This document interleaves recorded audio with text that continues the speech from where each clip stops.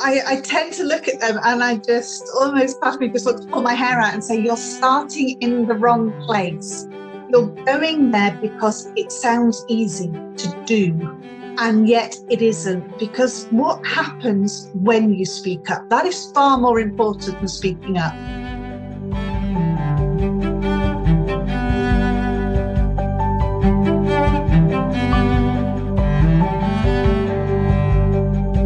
Welcome, everyone, to Culture by Design.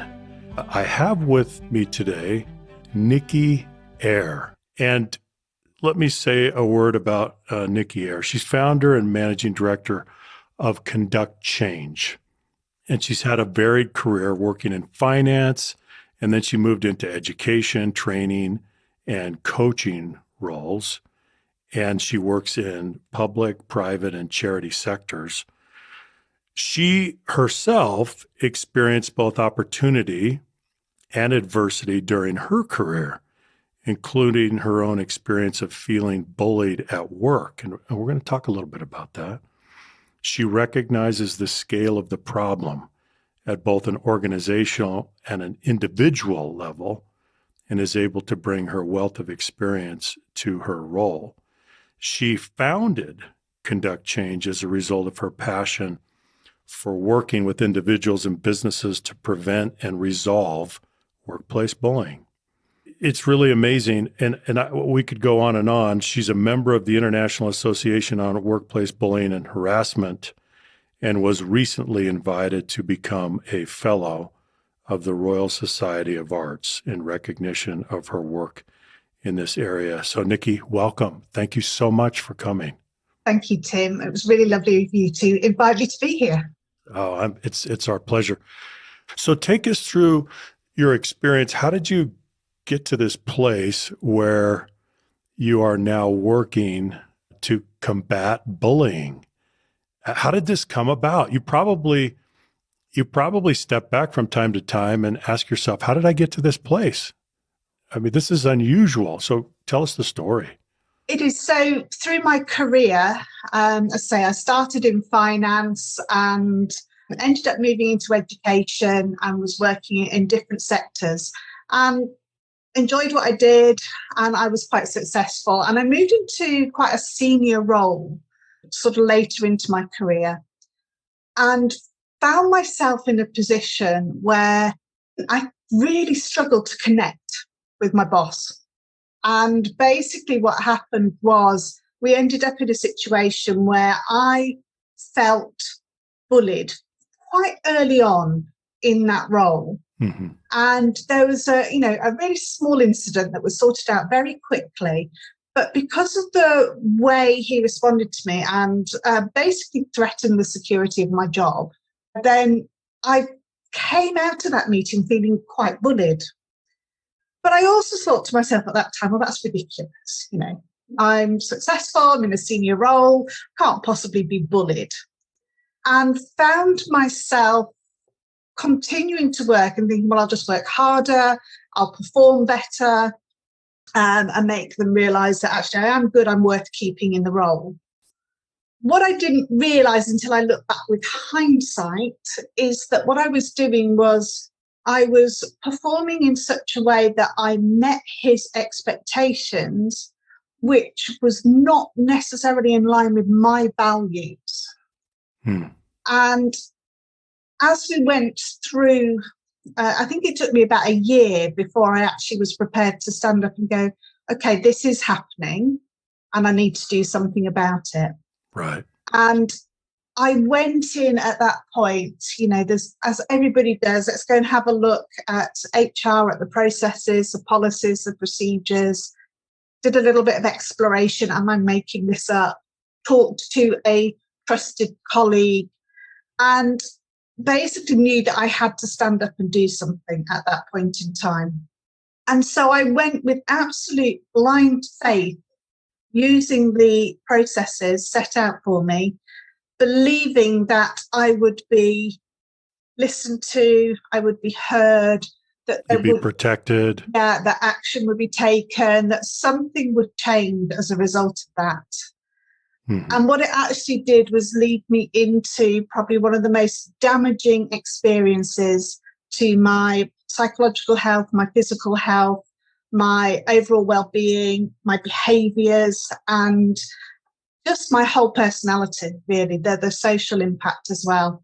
An extraordinarily damaging experience.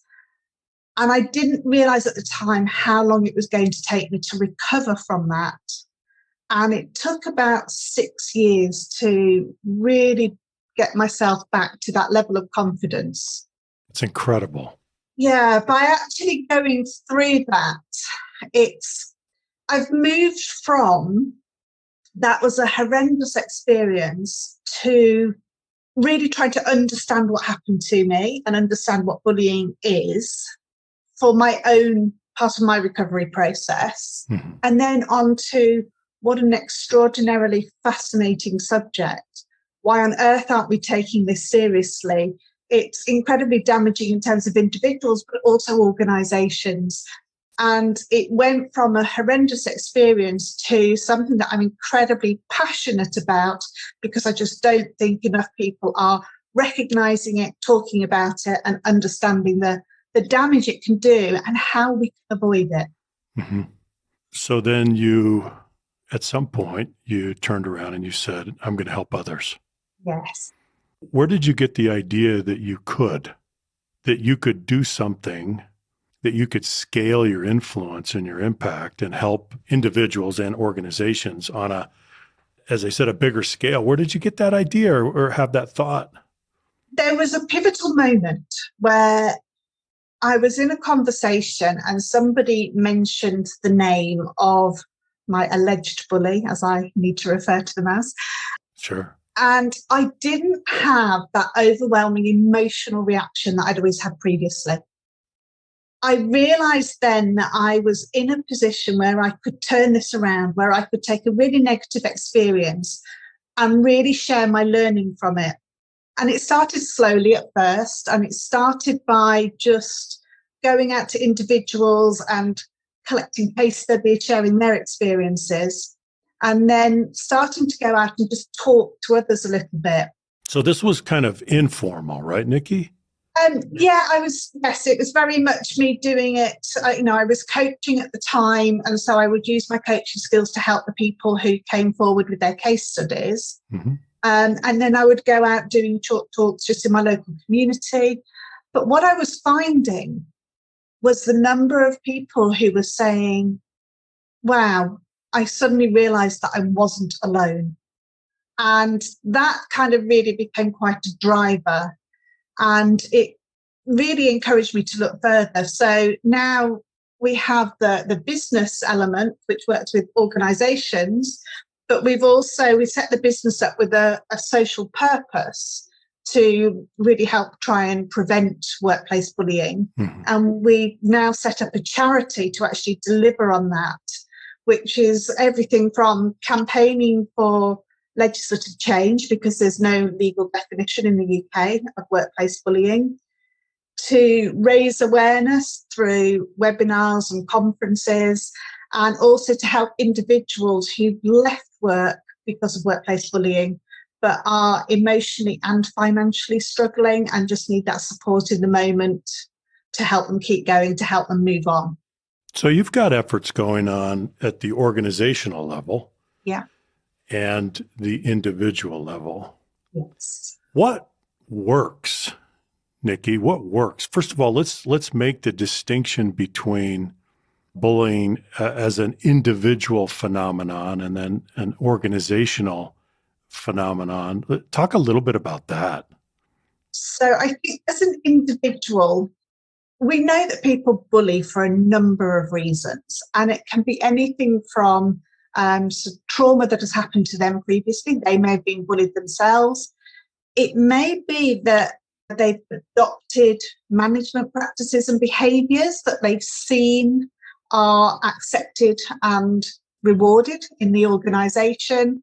It may be that they are quite simply unaware. They just don't have that level of emotional intelligence that allows them to be aware of the impact of their behaviours on others.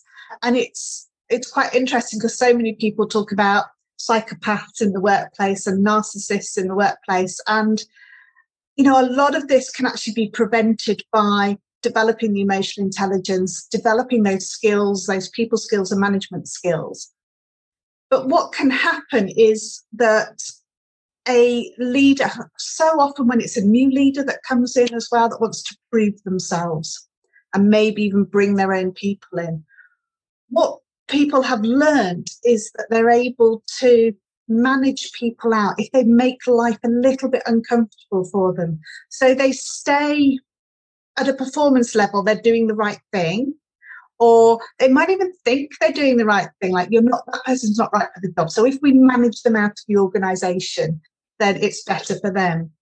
Okay, so this is interesting.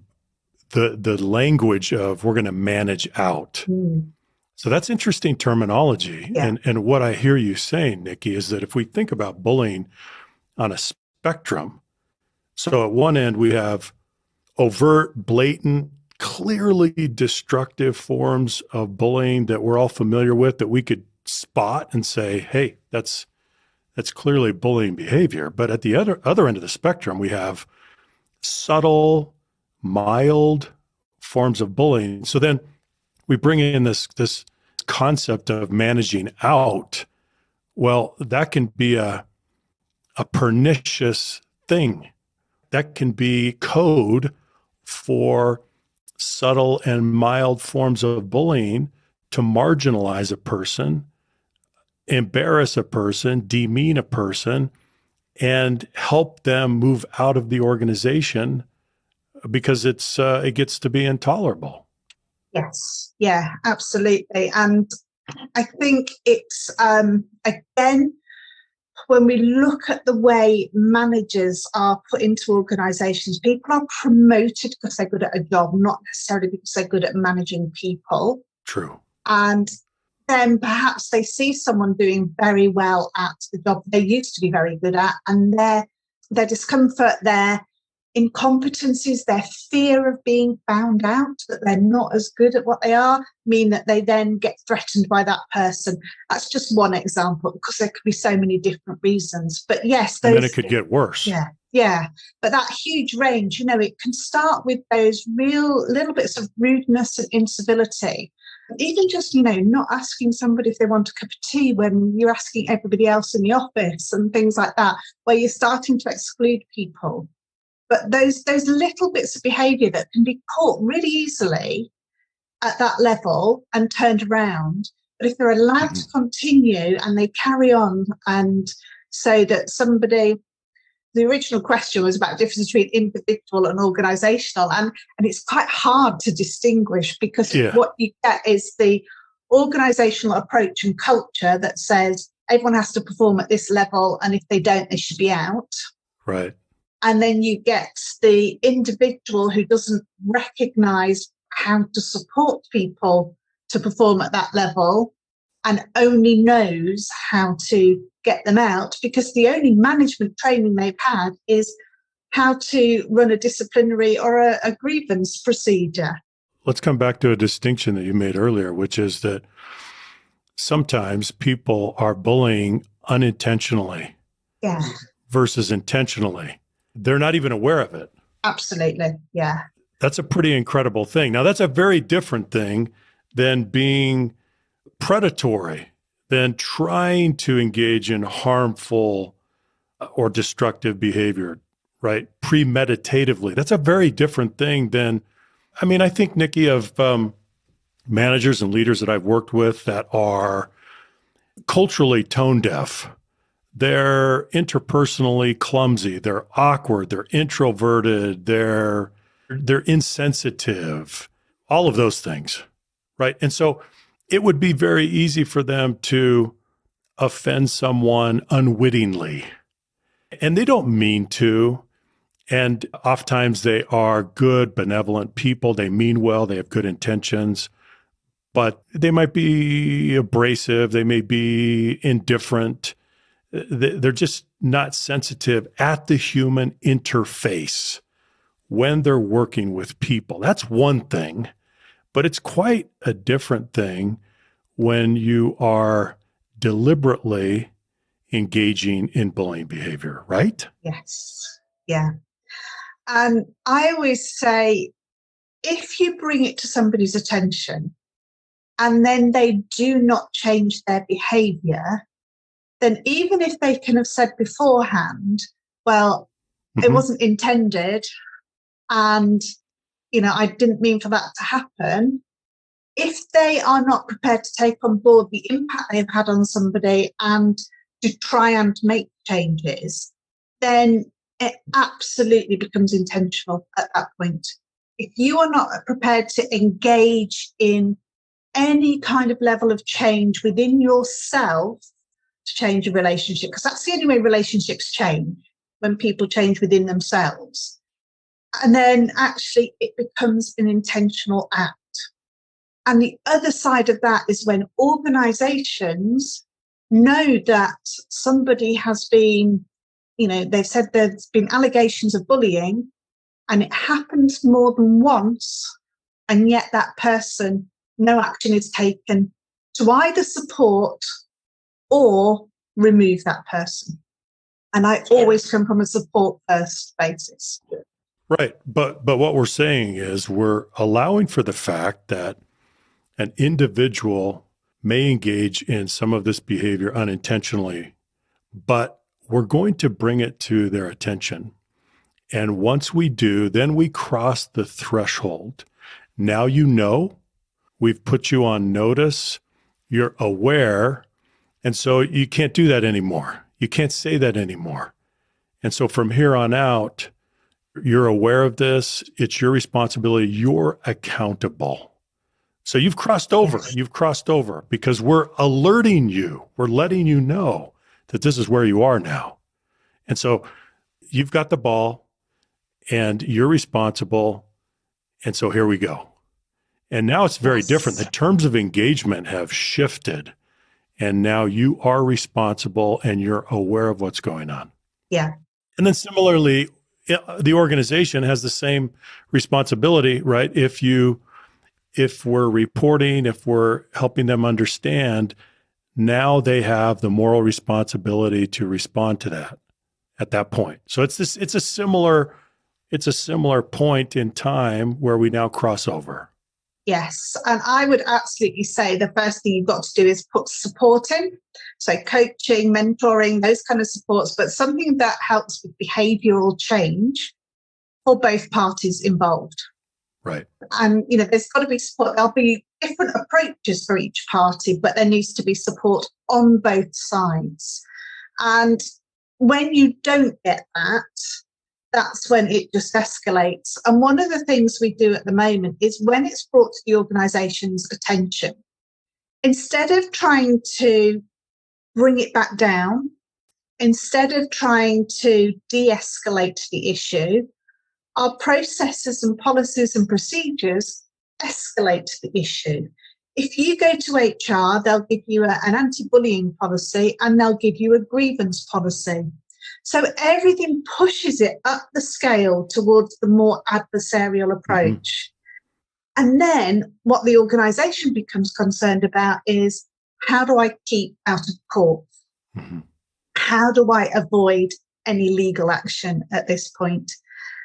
And that is where the person, the individual who has brought the complaint, suddenly faces what is sometimes termed institutional betrayal. So not only are they in a fight, for want of a better word, because that's what it becomes with this person they've made the complaint about, right, but also with the whole organisation. And what we need to do is say, right, let's stop. Let's see what support can go in to bring this back down. And the earlier we can do that, the better. And that, for me, is really, really key. We've got to stop focusing on going to formal processes to resolve these issues. So what I'm hearing, Nicki, is that when we go to formal processes, disciplinary processes, grievance procedures, it reminds me of when I was a plant manager in manufacturing years ago, and we had all of that institutional machinery to help us. But what you're saying is that as soon as we go there, it becomes adversarial. And it's very difficult at that point to unwind that, to go back the other direction, to de-escalate and to get through it in a healthy way and make the changes that we need to make, because the institution is trying to preserve deniability. They don't want the liability exposure associated with any of that. But as soon as we go to that place, it's hard to unwind that.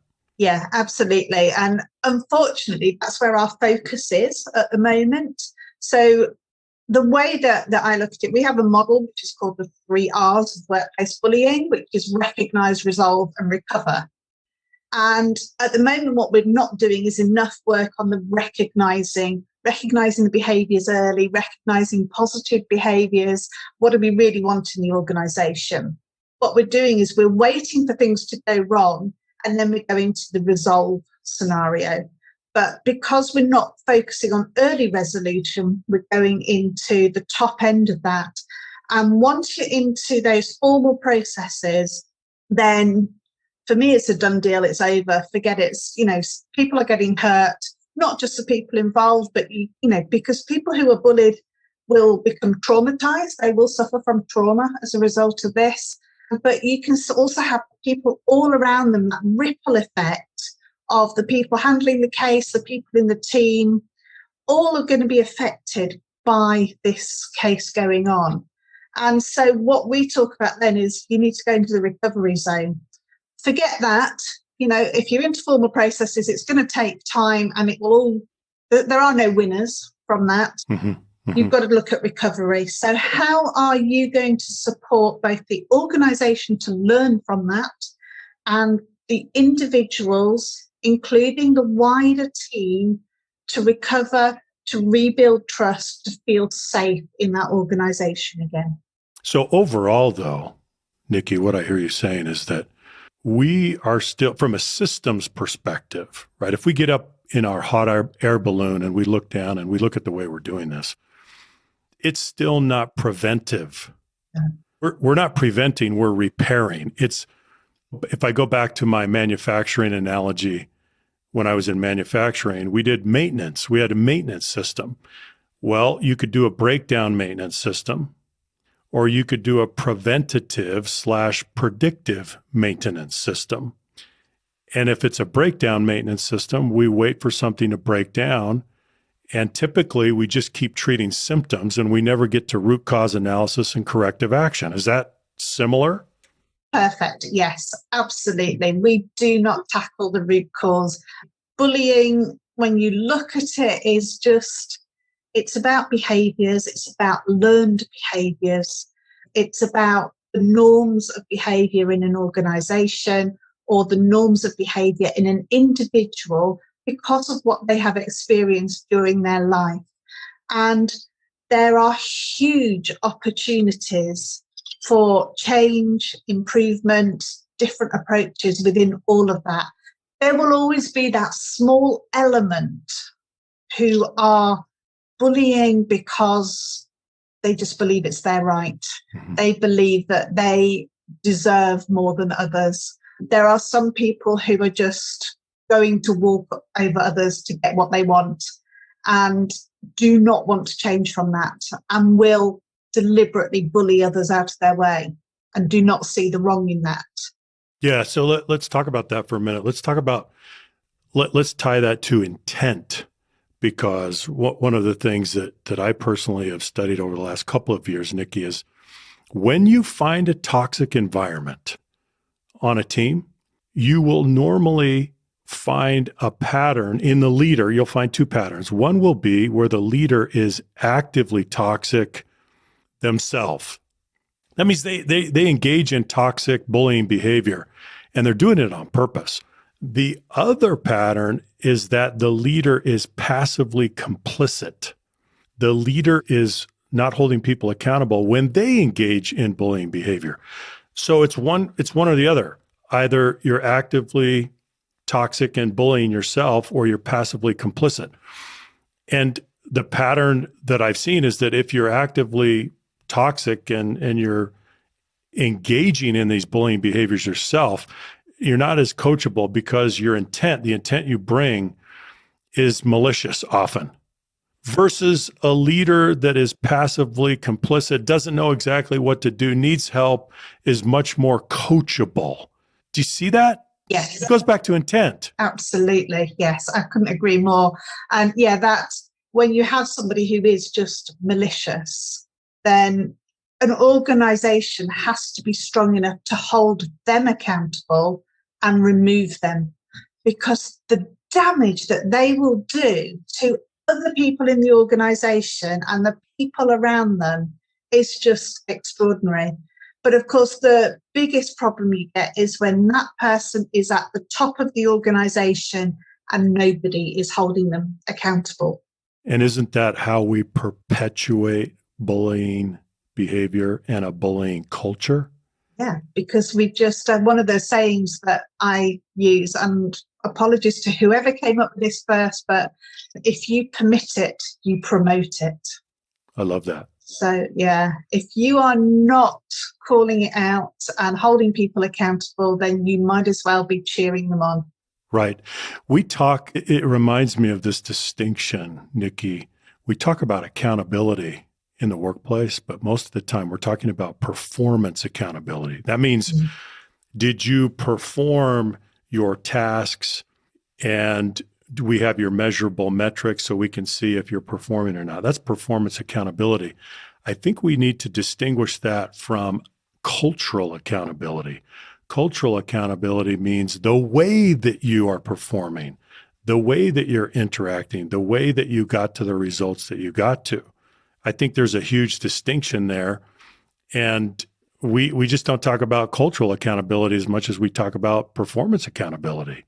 No, and I think there is a shift starting in that area, but it's going to be a long, slow process to get there. But right. One of the things that we look at with organizations is, okay, you've got a set of values. What behaviors are going to allow people to really help contribute to those values in the organization? How are they going to align?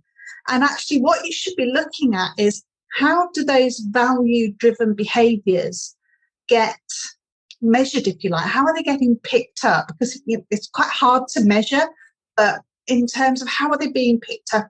If you're doing supervision of an appraisal, a coaching session, how are you talking to them about their behaviors? Because it should all be linked to their targets.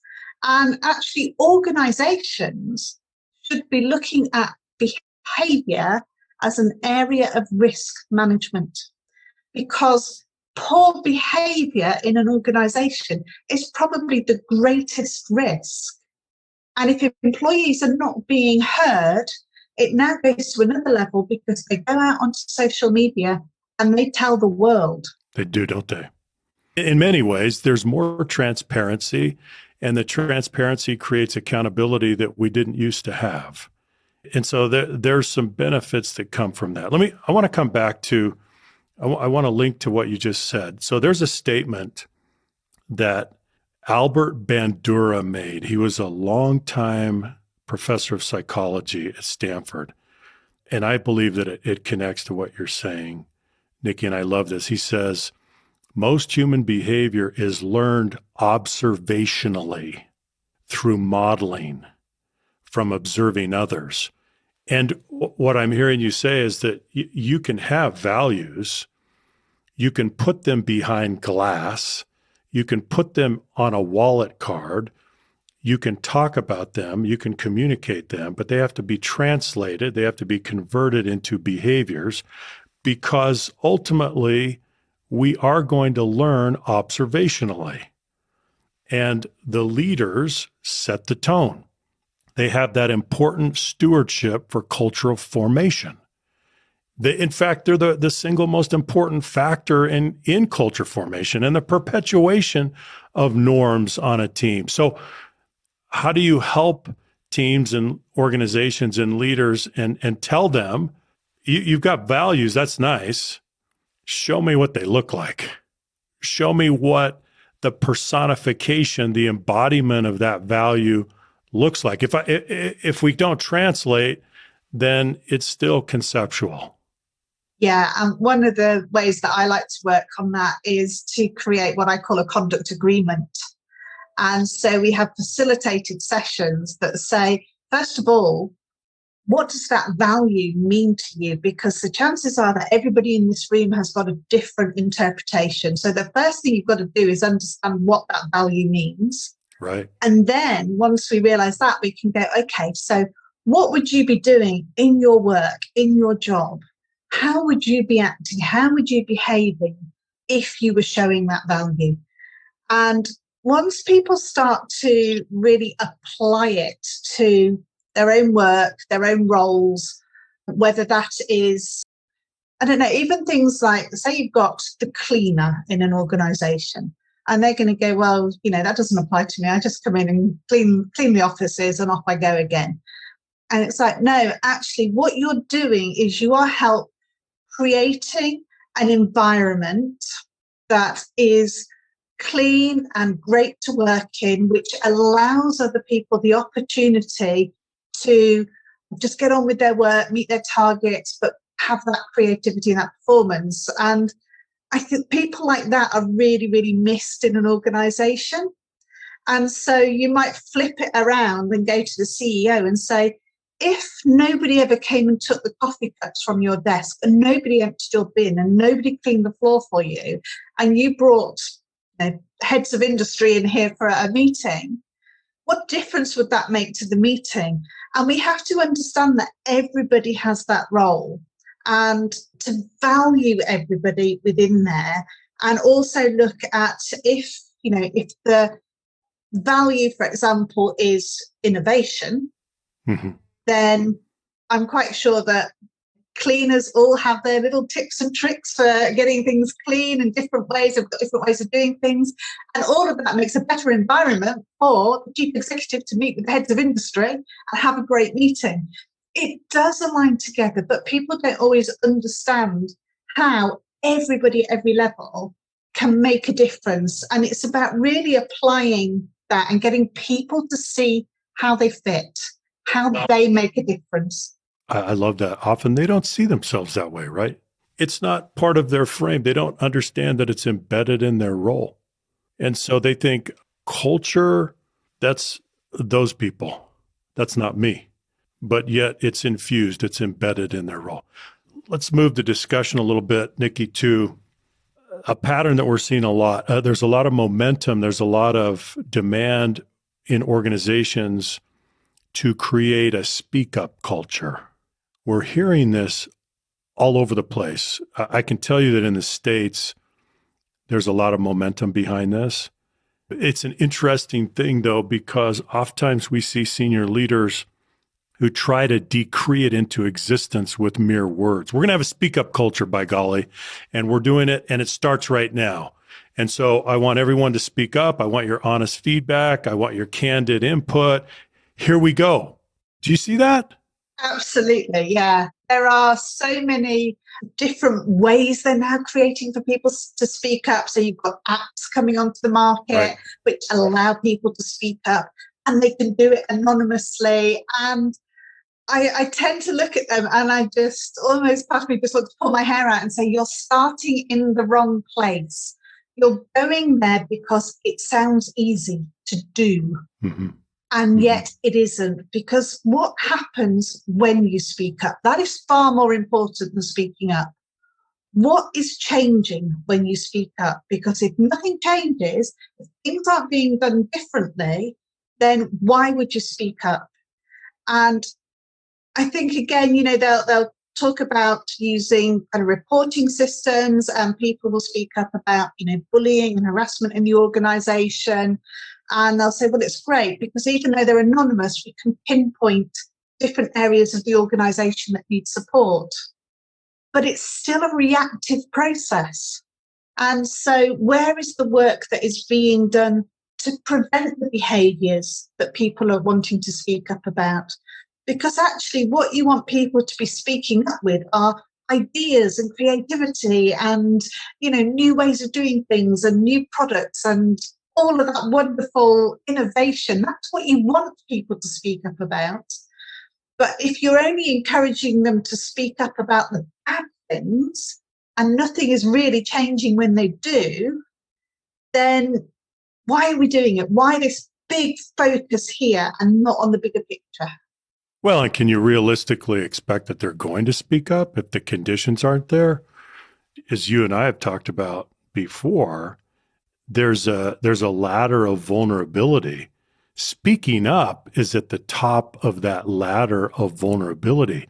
It has, perhaps for many people, maybe most people, it has the most risk associated with it. And so are people going to go straight to that highest risk behavior of speaking up, challenging the status quo, if they don't believe that they're going to be rewarded for that behavior?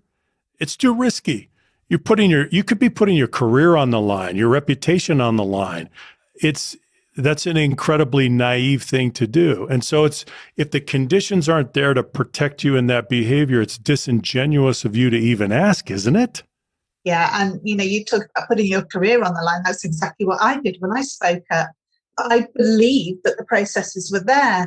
And it's another interesting thing that they do. They say to people, they'll do surveys and they say, do you believe that you'll be treated with respect if you reported a bullying complaint, for example? Right. And it's really high percentage of people saying yes. Well, so did I until I did it. Aha. And then I discovered actually that's not how it works in practice. And unfortunately, that is a very, very common theme for so many people who speak up. We end up out of a job. We end up signing NDAs. Mm-hmm. We end up being, having our confidence knocked so that we don't know where to start again. And yet the person we spoke up against stays in their job, so often promoted, things like that. This is what we see. And so surely that's going to send red flags to us and say, well, there's no point speaking up because that person did and they're not here anymore. They don't have a job. Right. Let's talk about this, Nicki. You have this accumulated experience now. What is working? What is working, whether it's at the individual level or the organizational level? What do you see where there's clear evidence that we're making progress? Definitely where managers are supported. So instead of just going to a role and saying, okay, there's all your skills training that you need for that role, let's focus on your people training, your individual emotional intelligence, having that a coaching culture in an organization. It's really important. Coaching doesn't have to be, a 1 hour, 2 hour session somewhere else. Coaching in the moment. In the moment. It's a style, it's an approach. So I think where people really feel that they're heard, where, people are really listening to them, they are much more likely to speak up. When people explain why an idea isn't going to be taken forward, instead of just saying no. It's that communication, that connection that's so important. And so the more you can do to train people and develop it's the emotional intelligence. It's really, knowing yourself, understanding yourself and the impact that you have on others that makes such a huge difference in this area. And the earlier we can catch any problems, the better, mm-hmm. because the earlier they're caught, the easier they are to resolve and the less damage is done in terms of the well-being to the individuals as well. It reminds me, you said earlier, Nicki, that we often promote people into management on the strength of their performance as individual contributors, right? This is true around the world. Now, that's not wrong. I don't think that's wrong, but it's not sufficient. We also need to be looking at their ability to lead other humans, their ability to create an environment of psychological safety where people can flourish. So I love what you said, because if you want to talk about creating an environment that is free of bullying, where people can really flourish and do their best work and have peak engagement experiences, you have to begin early, especially if we're talking about people that are leading other human beings. And there's a psychological transition that accompanies the move into management. If you're insecure, that's going to show up, and it's not going to show up in a good way. And we've got to help people with that psychological transition so that they get to the point where they move from direct to indirect contribution and they're able to rejoice in the success of their people. Yes. And actually that rejoicing, that rewarding, that recognizing, it can be something so small and so simple, like, thank you, great piece of work, or, oh, wow, we really all got through that together today, that makes the biggest difference. Small things. Yeah, it does. I think one of the things that people get hung up on is they think, well, we're going to have to do something really huge to make a difference. And actually what you need to do is a series of small things that you do consistently that keep you moving forward and keep you changing. So it's not a quick fix. We're talking about continually developing people, organizations, adapting, changing, moving forward. It's not a static process that we're talking about here at all. It's very dynamic. So, Nicki, I wanted to ask you, what have you done in your professional life to continue to increase your self-awareness? Do you have a practice or a habit or something that you can share?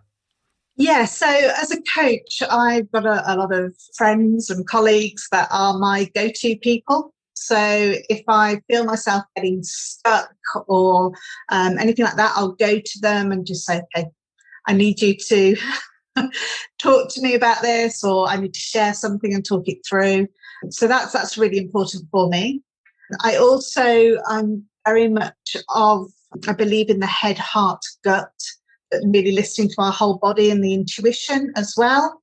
And a lot of that came from the fact that during my coaching training and part of my recovery, I actually did some equine facilitated coaching. And the horses are there as a coach, and they're incredibly intuitive creatures.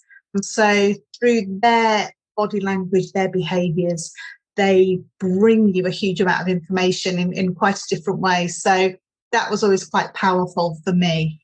So do you learn to read their body language? You do, but you have another coach there. So you have a coach and you have a horse. And so during the coaching session, the horse will react to what's going on internally for you, because they know when your head is not matching with your heart, for example. So they can pick it up. Yeah.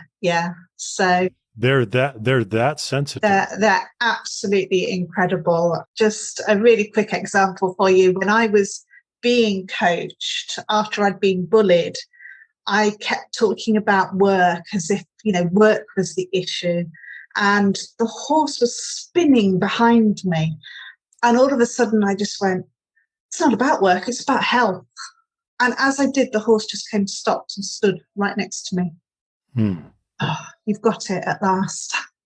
Stop going round in circles, because now you're where you need to be. So yeah, quite extraordinary experience. That's fantastic. Yeah, thanks very much for sharing that. Finally, what advice would you give organizations and individuals that are really, they're exercising good faith, they're really trying to make progress in overcoming bullying in the workplace and in their cultures? What would you say to them? First of all, do not be afraid of the word bullying. Bullying behaviours, as we talked about earlier, there's a huge spectrum of behaviours. If you show a bullying behaviour, it doesn't automatically make you a bully. We have to look at the bigger picture, what's going on around that. Is it out of the norm for them?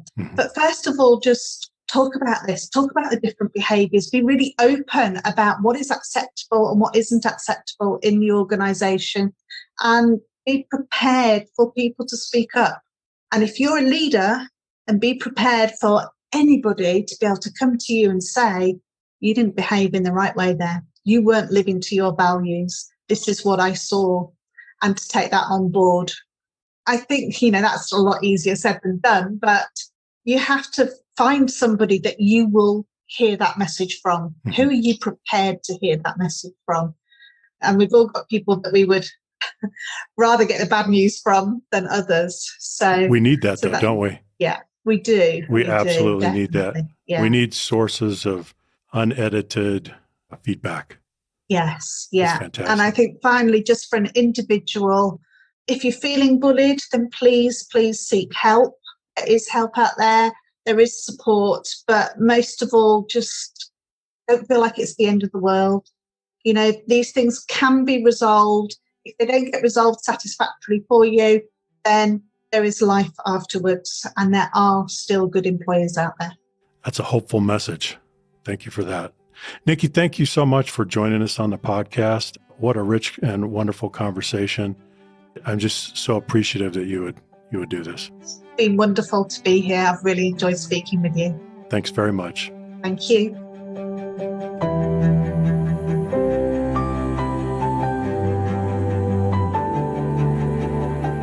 Thanks for joining me today on the Culture by Design podcast.